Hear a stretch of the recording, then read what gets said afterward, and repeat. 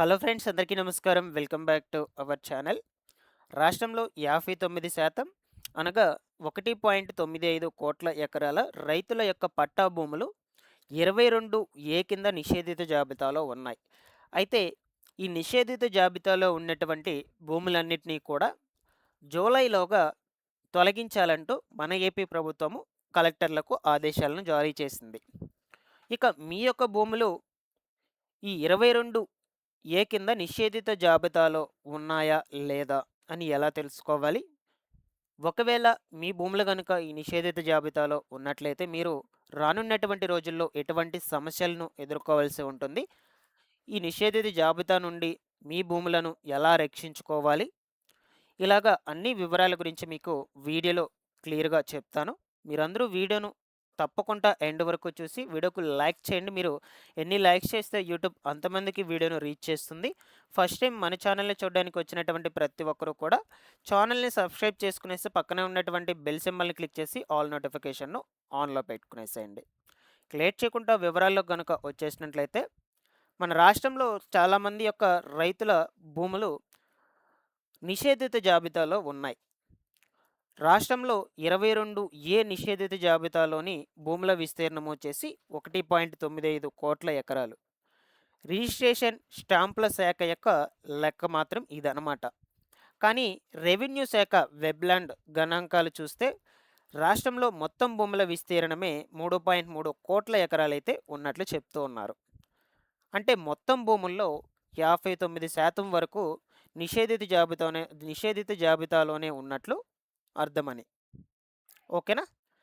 ఈ నిషేధిత భూములకు సంబంధించిన రెవెన్యూ, దేవాదాయ, వక్ఫ్ శాఖల వద్ద ఉన్నటువంటి జాబితాలకు, రిజిస్ట్రేషన్ శాఖ వద్ద ఉన్నటువంటి జాబితాలకు భారీ వ్యత్యాసం అయితే ఉన్నట్లు చెప్తూ ఉన్నారు.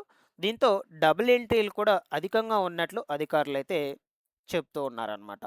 ప్రభుత్వ, దేవాదాయ, వక్ఫ్, న్యాయ వివాదాల్లో ఉన్నటువంటి వాటితో పాటు రైతుల పట్టా భూముల్ని కూడా చేర్చేశారు.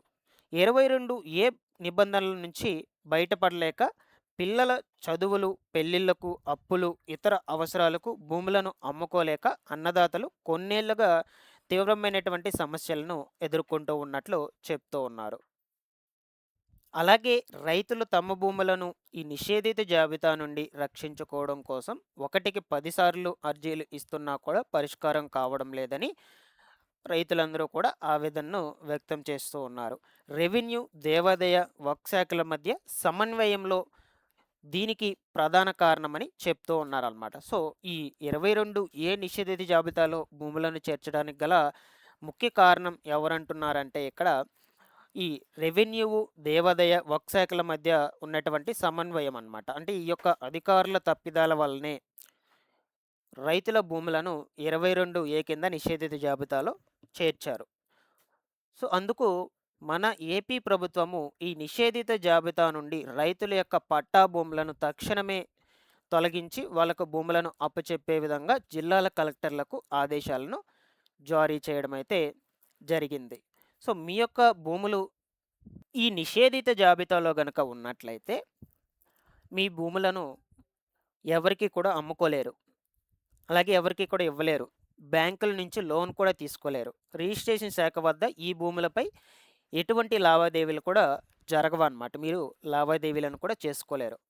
సో, ఇలాగా సిట్యుయేషన్స్ అయితే ఉంటాయి. మీరు వీలైనంత త్వరగా ఒకవేళ మీ భూములు గనుక నిషేధిత జాబితాలో ఉన్నట్లయితే ఆ భూములను తొలగింపు చేసుకోండి. అప్పుడే మీరు ఆ భూములపై శాశ్వత హక్కు కలిగి ఉంటారు. లేదంటే మీరు ఆ భూములను ఏం చేసుకోలేరనమాట. అవి ఎప్పటికీ అలాగే ఉండిపోతాయి. బట్ మన ప్రభుత్వం అయితే ఈ జూలై లోపల 22 ఏ కింద ఉన్నటువంటి నిషేధిత జాబితాలో ఉన్నటువంటి భూములన్నింటినీ కూడా తొలగించాలి. దాదాపుగా మనకు ఎన్ని ఎకరాలని చెప్తున్నారంటే 14,00,000 ఎకరాల పట్టా భూములను జూలై నెలాఖరుకల్లా తొలగించాల్సిందే అని కీలక ప్రకటన అయితే విడుదల చేసింది మన ఏపీ ప్రభుత్వము. ఓకేనా?